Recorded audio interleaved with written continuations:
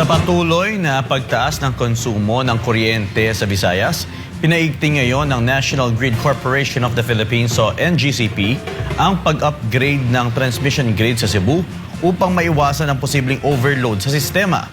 Ngunit ayon sa mga opisyal, bumabagal ang ilang mahalagang proyekto dahil sa red tape at mga pagkaantala sa proseso ng pagkuha ng mga permit sa mga lokal na pamahalaan. Narito ang ulat ni Jim Raybiosa. Sa sinagawang Power 101 Forum na inorganisa ng National Grid Corporation of the Philippines para sa mga lokal na mamayag sa Cebu, sinabi ng kumpanya na naghahablo ito sa oras upang palakasin at i-upgrade ang transmission infrastructure sa Cebu at Mactan, kasabay ng patuloy na pagtaas ng demand sa kuryente sa rehiyon.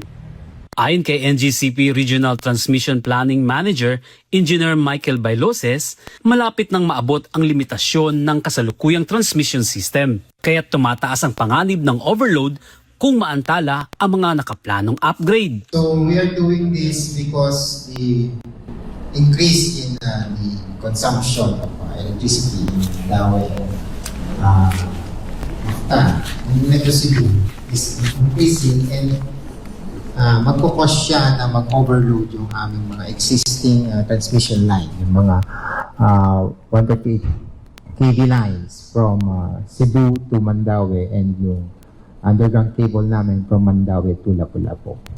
Upang matiyak ang sapat at maasahang supply ng kuryente sa rehiyon, isinusulong ng NGCP ang Cebu Lapu-Lapu 230 kV project. Kabilang dito ang pagtatayo ng mga bagong overhead transmission lines sa mahalagang lugar gaya ng Consolacion at Cebu City. Gayon din ang pagpapalakas ng mga linya patungo sa reclamation substation.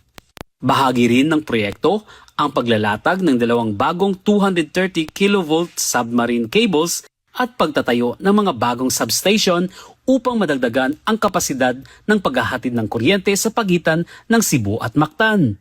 So we will be building the Cebu Umapad to 30 kV transmission line, overhead line yan, at a higher voltage level.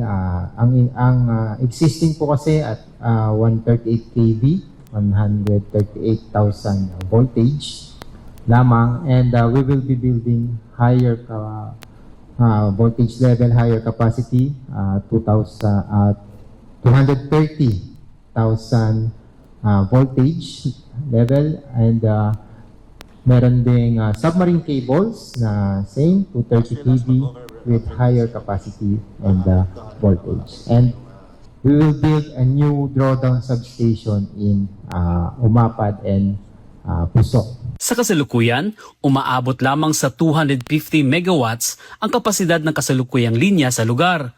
Sa sandali makompleto, magdaragdag ang Cebu Lapu-Lapu project ng 2x600 megawatt na interconnection capacity na magpapalakas sa paghahatid ng kuryente sa Visayas at magbibigay rin ng sapat na kapasidad para sa integrasyon ng mga bagong planta ng kuryente sa grid. Sa kabila ng kahalagahan ng proyekto, kinakaharap pa rin ng NGCP ang ilang hamon sa pagpapatupad nito. Naantala ang konstruksyon dahil sa masalimuot na isyu sa right-of-way o pagbili ng lupang madadaanan ng linya, mga negosasyon sa ruta at mabagal na proseso ng pagkuha ng permit sa iba't ibang ahensya ng gobyerno.